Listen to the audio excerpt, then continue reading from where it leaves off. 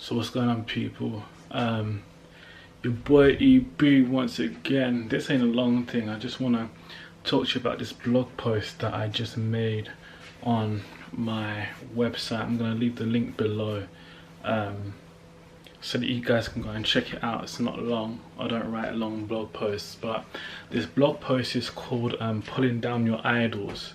Pulling Down Your Idols. And the reason why I'm writing about idols is because I was reading a particular place in Revelation, and the scripture says something, I paraphrase, the scripture says something like, and they made idols, and they worship idols, and it goes through, a list of the materials that the idols were made from.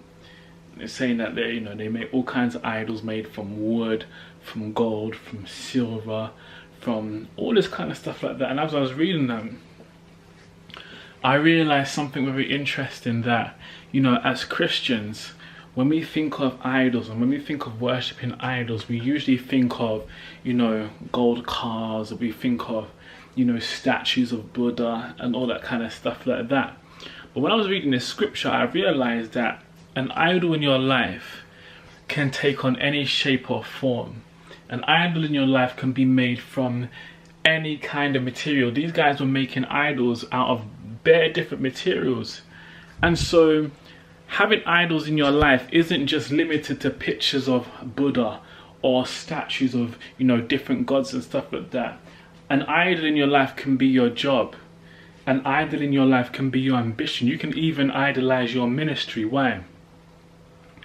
When you look at the word idol in the Greek, and I'm not going to say too much, I want you to go and check out the blog post, but what the word idol in Greek literally means, when you break it down to its basic form, it actually means something that you give your attention to. And so many of us have idols in our lives, and this is why I called the video Putting Down Your Idols, because we feel that the only way you can have an idol is if the God has been named and it's got an image. And I'm thinking, no. An idol is anything that you have in your life that you give more focus to than you give to God, that you give yourself to more than you give to God. So those of us that are at work and hustling and all that kind of stuff like that, trying to get more money at work, trying to upgrade ourselves, trying to get a new position in work, and then we come back and we barely have any time for God, your job has become your idol.